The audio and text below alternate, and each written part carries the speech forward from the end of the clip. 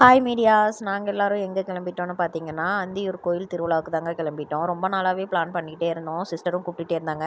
எனக்கு கொஞ்சம் உடம்பு சரியில்லாமல் இருந்தனால என்னால் போக முடியல. இன்றைக்கி போய் ட்ரிப்ஸை ஏற்றிட்டு வீட்டுக்கு வந்ததுமே அதையே மைண்டில் நினச்சிட்டே இருப்பேன் அப்படின்னு சொல்லிட்டு, வா கோயிலுக்கு போயிட்டு வரலாம் அப்படின்ட்டு என்னை அங்கே கூட்டிகிட்டு போயிட்டாங்க.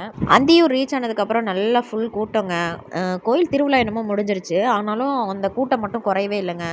இதுலேயும் வந்து பார்த்திங்கன்னா, நாங்கள் போனதுமே மழையும் வராதுக்கு ஆரம்பிச்சிருச்சு. இருந்தாலும் அப்புறம் பசங்களுக்காவது சுற்றி பார்த்து கூட்டிகிட்டு வந்துடலாம் அப்படின்னு சொல்லிட்டு பசங்க எல்லாருமே ராட்டினந்துரி அது இதுன்னு விளாண்டாங்க. எனக்கு ரொம்ப நாளாகவே கையில் வந்து அந்த கோன் வைக்கணும் அப்படிங்கிற மாதிரி ஆசை இருந்துச்சுங்களா. சின்ன பிள்ளையில வச்சது அப்படின்னு சொல்லிட்டு எனக்கு அது வேணும்டா அப்படின்னு கேட்கவும் அதுவும் வாங்கி கொடுத்தாங்க.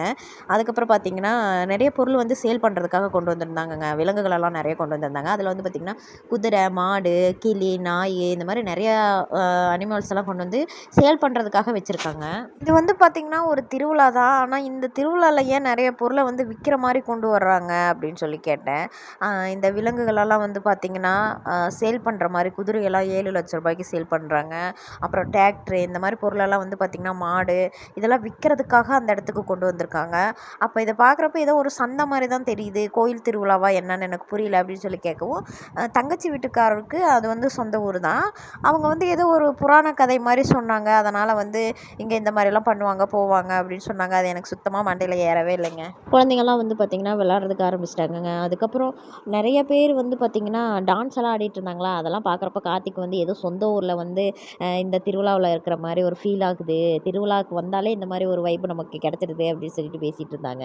வீடியோ பார்த்துட்டு இருக்க நீங்கள் அந்தியூர் திருவிழாவுக்கு போனீங்களா இல்லையா அப்படின்னு சொல்லி மறக்காமல் கமெண்ட்டில் சொல்லுங்கள். நானும் தெரிஞ்சுக்கிறேன். ஏன்னா நாங்கள்லாம் திருவிழாவுக்கு போயிட்டு வந்துட்டோம்.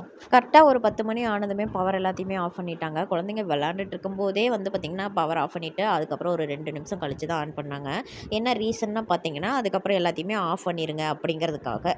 குழந்தைங்களுக்கு யாருக்கும் டிக்கெட் கொடுக்க வேண்டாம், போதும் 10 மணிக்கு மேலே வந்து எதுவும் வந்து ரன் பண்ண வேண்டாம், ஸ்டாப் பண்ண சொல்லி அந்த மாதிரி வந்து ஆஃப் பண்ணிட்டாங்க. அதுக்கப்புறம் சரி ஓகே நாளைக்கு வரலாம் அப்படின்னு சொல்லிட்டு நாங்களும் அங்கேருந்து கிளம்பிட்டோம். எதுவுமே சாப்பிடாம போனதுனால மக்காச்சோளம் வாங்கி சாப்பிட்டுட்டே போவோம். அதை வந்து பசி வந்து நம்மளால் கண்ட்ரோல் பண்ண முடியல அப்படின்ட்டு நேராக ஒரு ஹோட்டலுக்குள்ளே பூந்துட்டோம். பஞ்சாபி ஹோட்டலுக்குள்ளே பூந்ததுமே உள்ளே வந்து பார்த்திங்கன்னா விளாட்றதுக்காக நிறையா சறுக்கு மரம், ஊஞ்சல் இந்த மாதிரி நிறைய வச்சுருந்தாங்க. எப்படியும் சாப்பாடு கொண்டு வரதுக்கு வந்து கொஞ்சம் லேட் ஆகும்னு சொல்லிட்டாங்க, கூட்டம் அதிகமாக இருக்குது அப்படின்ட்டு. சரி அங்கே தான் வந்து நீங்கள் திருவிழாவில் தூரியெல்லாம் ஆஃப் பண்ணிட்டீங்க, அப்போ நாங்கள் இங்கே விளாடுவோம் அப்படின்னு சொல்லிட்டு குழந்தைங்களும் விளாட்றதுக்கு ஆரம்பிச்சிட்டாங்க.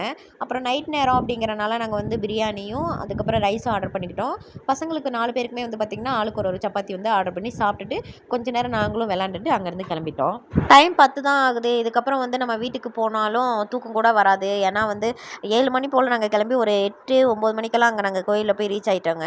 அதுக்கப்புறம் வந்து அங்கேயும் வந்து கொஞ்சம் நேரம் தான் டைம் ஸ்பெண்ட் பண்ணோம். வீட்டுக்கு போனால் தூக்கம் வராது அப்படின்னு சொல்லிட்டு பர்கூரை போய் சுற்றி பார்த்துட்டு வரலாம், சும்மா அப்படியே ஒரு ரைடு மாதிரி போயிட்டு வரலாம் அப்படின்னு சொல்லிட்டு நாங்கள் பர்கூர் கிளம்பிட்டோம். அங்கே